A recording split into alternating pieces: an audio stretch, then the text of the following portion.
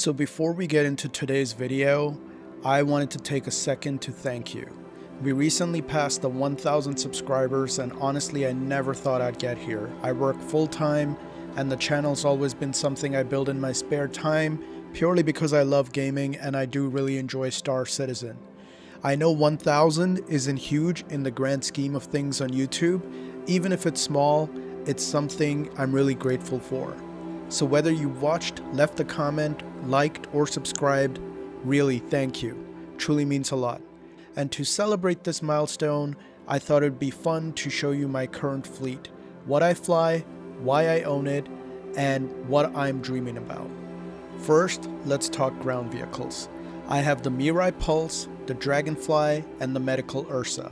Honestly, I'm not attached to any of these. They're just practical tools. The Ursa gave me a medbed option before I had ships with medbays.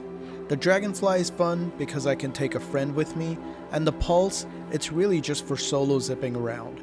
The Dragonfly and the Pulse I primarily use for missions like the Vandul Tech Smugglers, where specific parts of the mission, it's better to fly the Dragonfly or the Pulse than to fly your ship.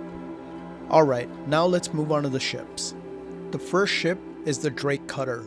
This one is special. I love the Cutter because it's just so immersive. I know it's tiny, but when it's one of your first ships and you step inside and see a living space, it really feels like you're living in the universe and not just logging into a game. That's how I felt. And I think for beginners, it's such a fantastic ship. It really hooked me early on. Next is the Aurora MK II. This one was definitely a bit more of an emotional purchase. There was a cool factor associated with it when it was first announced and I saw it transforming. I felt like I needed a ship with a transformation element. And honestly, it also wasn't outrageously expensive, so I bought into the hype and picked one up. But it actually turned out to be a really good little ship. If I'm ever trying to go somewhere quickly from point A to point B, I'll absolutely use it. So while the original reason I bought the ship was probably more related to the design and the cool factor, it's definitely not a purchase I regret. Then came the Constellation Taurus. This was my first seriously thought about upgrade, and it did carry me for a long time. It was my first daily driver, and there is definitely sentimental value there. It represents that turning point when I stopped dabbling and started seriously investing in the kind of gameplay I wanted. It let me go beyond the limitations I had and start to explore other parts that the game has to offer. Even though I don't fly it as much today, it's one of those ships I don't ever plan on melting. But as I started to play more, I also realized that I wanted something that could combine some of the things I was using the Taurus and the Ursa for. I wanted more of a mobile base of operations. At the same time, I didn't want to go too big because I've always been holding out for that one ship which I'll discuss later in this video. And that's where the Starlancer TAC came in. For me, the TAC became the middle ground. It gives me the space, the utility, the medical capability, and the feeling of having a real base of operations without jumping all the way into one of the massive exploration ships. And at this point, it's pretty much become my daily driver, and I'm sure if you've seen any of my recent videos, you probably already know how much I love and use this ship. It can handle almost everything I need it to do, and I absolutely love it.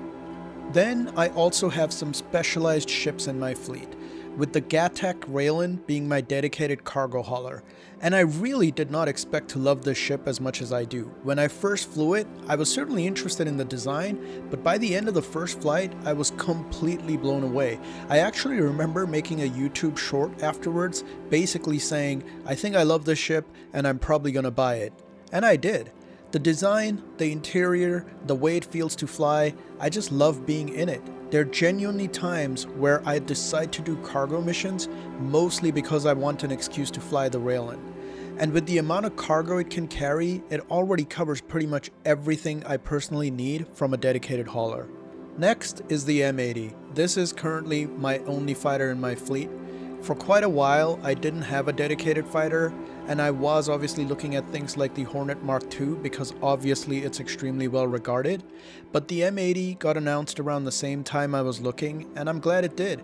I absolutely love the way the ship looks, I love the interior, I love the Origin design language, and it's genuinely a powerful fighter. So right now, this is my combat ship, even though I am looking at the upcoming Kruger Stingray, so we'll see how that goes and maybe I'll change, but for now, I'm extremely happy with my M80. Next is the Argo Mole. Mining is one of the gameplay loops I've really enjoyed in Star Citizen, and before the previous wipe, I'd actually purchased the Prospector in-game, and I spent quite a bit of time mining with it, but eventually I started running into those moments where I'd find a rock and I simply couldn't crack it, and I wanted something bigger. That's why I moved into the Mole. Right now it gives me exactly what I wanted from a dedicated mining ship. I can tackle those larger rocks, and I absolutely love the industrial feel of this ship. The whole design actually feels like heavy machinery, and for me, that fits the mining gameplay loop perfectly. The next ship, the Drake Vulture, I actually bought with in-game money. Salvaging is one of those gameplay loops that I still haven't explored that much, and before I spend real money on a dedicated salvage ship, I wanted to actually try it properly and see whether I enjoy it or not. And to be honest, I'm still not completely sure where I stand with salvaging. I've been enjoying learning the gameplay loop, but haven't fallen in love with it just yet. But it is a major part of Star Citizen, and I want to experience it properly. So for now, the Vulture fits that salvage role in my fleet. And finally, we get to the ship that is missing from my fleet. That is the Anvil Carrack. This is probably the ship I want more than anything else right now. It's because of what the Carrack represents. Deep space exploration, long distance travel, discovering jump points, finding things that haven't been explored, living abroad on a ship for extended periods of time.